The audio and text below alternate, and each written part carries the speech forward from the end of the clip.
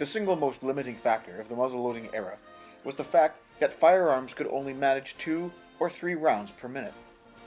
This left comparatively large periods of time where the weapon was quite useless, except as a club, and not good for self-protection. In the early days of modern firearms, this protection was afforded by other men, not armed with firearms. Frequently, their weapon of choice was the pike. The infantry of the 17th century were typically a balanced force, with a similar number of musketeers and pikemen to protect them and give shock action capability to the army. But by the end of the 1600s, a new invention would arise that would give the musket a modicum of usefulness when not loaded. This, of course, was the bayonet. The initial designs were simple affairs, intended to be placed directly in the muzzle, turning the musket into a spear, if not quite a pike. The obvious disadvantage of such a design was that while the bayonet was in use, the weapon could not be fired or loaded. It would take an evolutionary leap to bring this new weapon from a useful tool to become one of the most vaunted and useful weapons on the battlefields in the horse and musket era. That evolutionary leap was the addition of a socket. With this addition, the bayonet could be fixed and used without hindering the firing or loading of the musket. The pike was consigned to history, and the infantry began a new age. The offensive and defensive capabilities of the musket were now fully realized, as it could combine its firepower with shock action for defensive and offensive purposes. This painting by Lady Butler shows exactly how the socket bayonet could be used. The front ranks of the square are kneeling, creating a hedge of steel protecting the rear ranks, who, though their bayonets are fixed as well, are delivering their fire against French cavalry.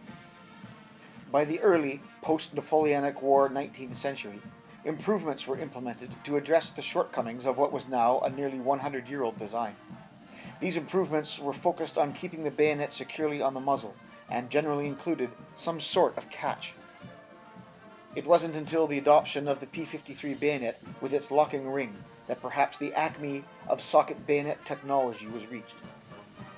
This ring locked the bayonet securely on what by now was not just a bayonet lug, as had been found on smoothbore muskets, but rather a proper front sight, suited for the relatively accurate long-range fire of the rifle-musket.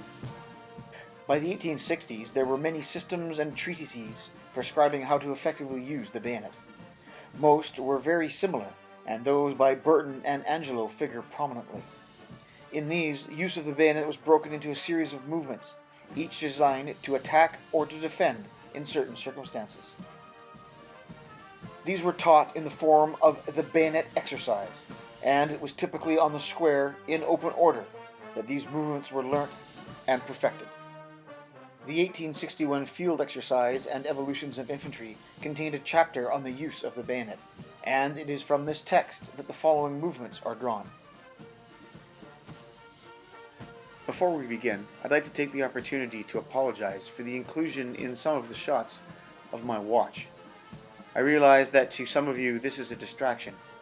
I am making a conscious effort to remove it for these more historical clips. With the troops on parade, there had to be some preliminary movements before the exercise could begin. First, the troops were brought to attention. Attention!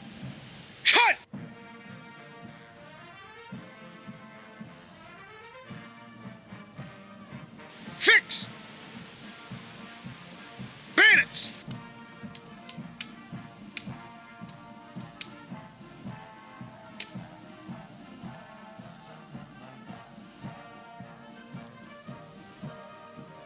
Shoulder! Arms!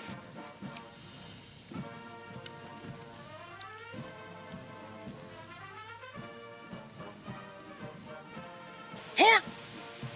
Arms! A series of preliminary positions were then taught, the first being the first position. Charge! Bayonets!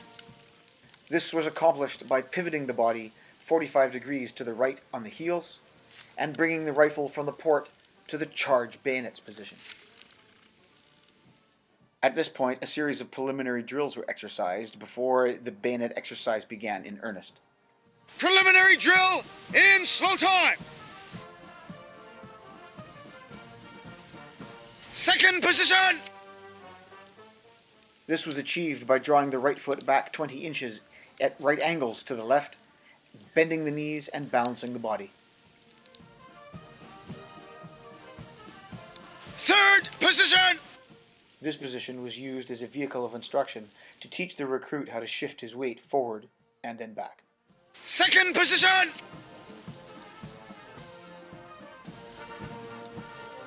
Advance. A simple movement by which a step was taken with the left foot and then followed up with the right.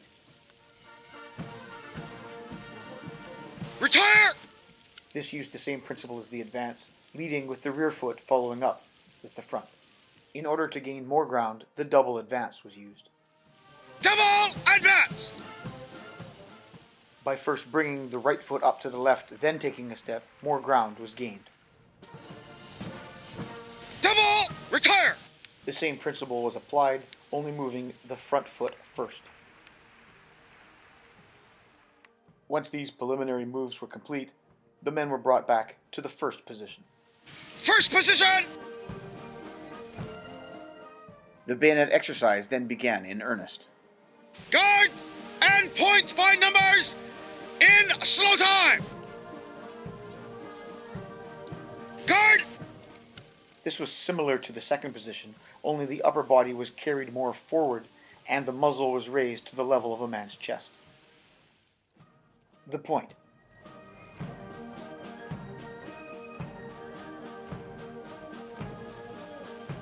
Point. This was given by extending the arms and bringing the butt of the rifle into the shoulder, moving the body forward as per the third position, and leveling the bayonet at a man's chest.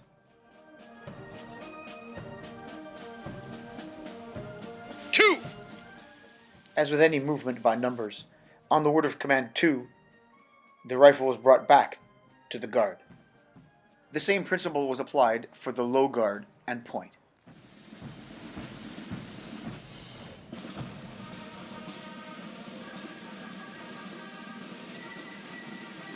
Low guard.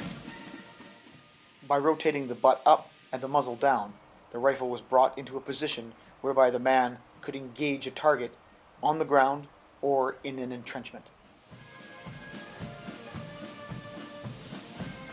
Point. By shifting the weight forward and extending the rifle, the point was given thus. On the word of command 2, the rifle was brought back to the low guard.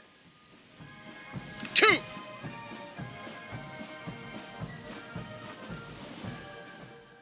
The high guard.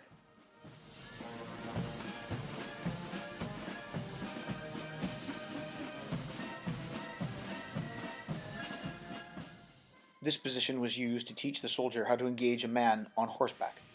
High guard. It was similar to the guard, only the orientation of the rifle was much higher. Point. Again, the body was rocked forward and the rifle moved to the fullest extent of the arm.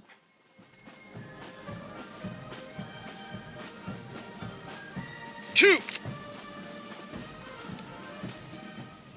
The head parry was used to guard against an attack from above.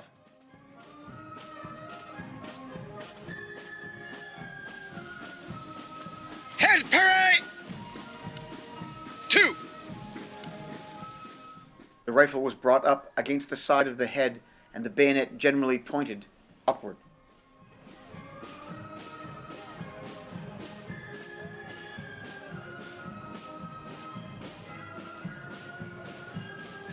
Shorten arms. Point. The shorten arms was used when the enemy was too close to be engaged from the guard. Two. The weapon was drawn back to the shorten arms. With the movements complete, the troops were brought back to the guard. Guard.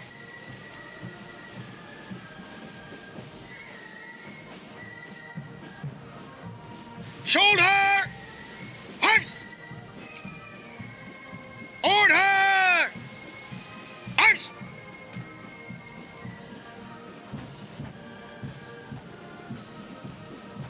Stand at ice. Once the basic movements were mastered, more advanced movements were introduced. Variations of guard and point by numbers in slow time. Guard! Right! Point! 2! Left! Point! 2! Low guard! Point! 2! High guard! Point! 2! Right! Point! 2! Low guard! Point! 2! Guard! About!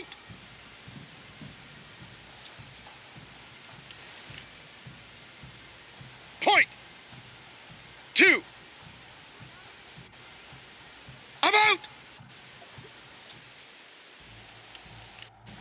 Shoulder! Arms! Order! Arms!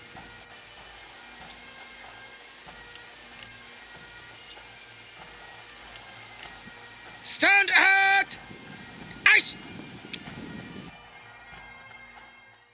When the men were perfect in the exercise, they were then able to conduct the review exercise.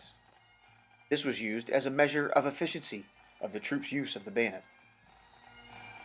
Review exercise! Guard! From this initial command, all the basic movements were put together, observing a pause of slow time between them.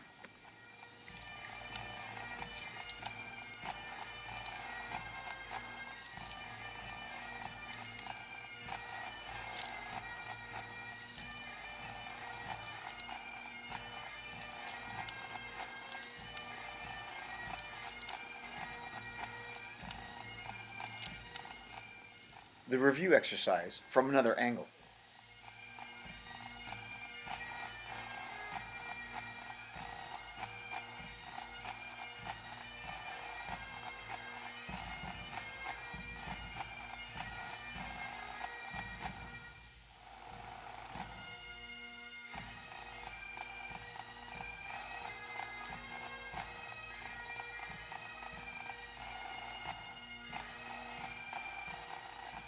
It should probably be noted that executing bayonets by numbers on the battlefield would have been a quick way to get yourself killed. But these basic skills were needed to teach the soldiers how to master one of their most fearsome weapons.